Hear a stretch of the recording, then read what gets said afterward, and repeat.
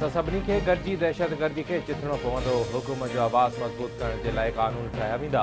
यकीनी बणायो वेंदो त ग़लति ॼाण ऐं कूड़ सचाईअ खे दॿाए नथो सघे।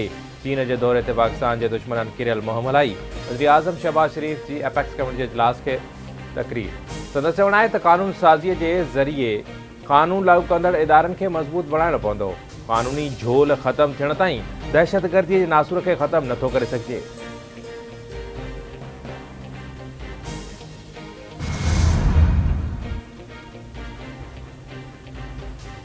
सिपाही हारून वलीम जे फ़ौजी एज़ाज़ सां रावलपिंडी में तदफ़ीन।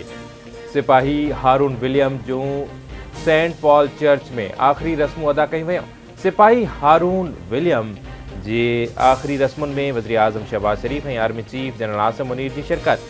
ISPR मूजिबि सिपाही हारून गुज़िरियल ॾींहुं कुरम ज़िले में धमाके में शहीद थियो हो। वज़ीर आज़म शहबाज शरीफ़ चवे थो पाकिस्तान जी फ़ौज मज़बूत यूनिट आहे जेका मुल्की दिफ़ा में रुधल आहे। पाक फ़ौज रियासत जे दिफ़ा जे लाइ कोशिशूं करे रही आहे। सॼी क़ौम पाक फ़ौज सां गॾु बीठल आहे। शहीदनि मुल्क लाइ जान जो नज़रानो पेश कयो आहे। शहीदनि जूं क़ुर्बानियूं ज़ाया न वेंदियूं। पाकिस्तान जी तारीख़ क़ुर्बानियुनि सां भरियल आहे। अॼु जो ॾिहाड़ो क़ौम लाइ सबक़ सां भरियल आहे। पाकिस्तान बि क़ुर्बानियुनि जे नतीजे में वजूद में आयो। Army chief general Asim Munir चयो त मुल्क में शहीदनि जी ख़िदमत ऐं क़ुर्बानियुनि ते हमेशह कर्ज़ी रहंदासीं। इतिहाद ऐं बहादुरी क़ौम जी ताक़त जो मिसाल आहे। वफ़ाक़ी घरू वज़ीर मोहसिन नक़वी तरफ़ां सिक्योरिटी प्लान जी SOPs ते अमल कराइण जी हिदायत। घरू वज़ीर मोहसिन नक़वी जी सदारत हेठि अहम इजलास में चीन समेत ॿियनि परॾेहिनि जे सिक्योरिटी बाबति क़दमनि जो जाइज़ो वरितो वियो। मुल्क जी मजमूई सिक्योरिटी सूरत-ए-हाल ते बि गौर वीचार। मोहसिन नक़वी चवे थो वाज़े कयल सिक्योरिटी प्लान जी हर सतह ते मॉनिटरिंग कई वेंदी। मुल्क दुश्मननि जे नापाक इरादनि खे नाकाम बणाइण लाइ इदारा राब्ता मज़बूत बणाइनि। सिक्योरिटी प्लान ते कंहिं बि क़िस्म जी कोताही बर्दाश्त न कई वेंदी।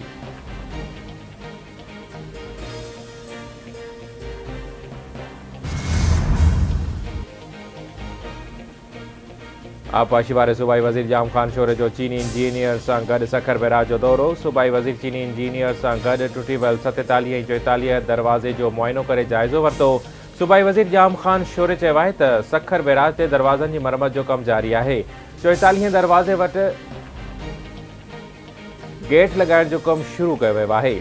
बैराज जे 44 गेट खे कढी ॿीहर उन जो मरम्मती कमु शुरू करे रहिया आहिनि।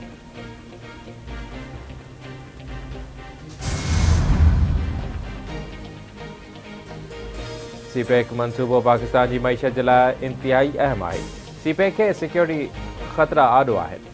चीनी वज़ीर बि चयो त CPEC मनसूबो ख़तरे में आहे। मुल्क जी मईशत तबाह थियल आहे। मुल्क जी सलामती लाइ सभिनी खे गॾिजी कमु करणो पवंदो। मुख़ालिफ़ रहनुमा उमर अयूब जो क़ौमी असेंबली में ख़िताब। वफ़ाक़ी वज़ीर अहसन इक़बाल चयो त सिवात वाक़िए ते पाकिस्तान जी हालतुनि ते दुनिया आङुर खणे पई।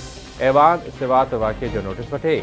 दीन जे नाले ते रियासत जे बुनियादी उसूलनि खे लताड़ियो पियो वञे। सिवात जड़ानवाला सियालकोट ऐं लाहौर जहिड़नि वाक़िअनि खे रोकण जी ज़रूरत आहे।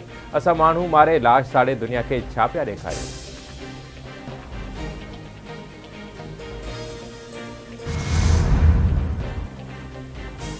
ऐं स्पीकर अवैस क़ादिर शाह जी सदारत हेठि सिंध असेंबली जो बजट इजलास। मुख़्तलिफ़ मामलनि ते बहस। PPMPA हिना दस्तगीर चवे थी सूबे जी ख़राब हालतुनि बावजूदि सुठी बजट पेश कई वई आहे। PP कमु करणु चाहींदी आहे ऐं कमु करणु ॼाणे बि थी। बोर्ड में तबाह थियल स्कूलनि जो मरम्मती कमु जारी आहे। सिंध सिहत जे शोबे में ॿियनि सूबनि खां बहितर आहे। PPMPA पीर मुजीबुल हक़ चयो त सिंध में ॿीहर बरसातुनि ऐं बोर जो ख़तरो आहे। गुज़िरियल भेरे ख़ैरपुर नाथन शाह समेत केतिरा ई इलाइक़ा ॿुॾी विया। तक लाइ MICVD यूनिट ऐलान ते हुकूमत जो थोराइतो आहियां। तालीम खाते में समूरा उस्ताद मेरिट ते भर्ती कया विया। दादूअ खे कैंपस न पर मुकमल यूनिवर्सिटी जी ज़रूरत आहे। दादूअ जे बोर्ड में तबाह थियल स्कूलनि जी मरम्मत कई वई।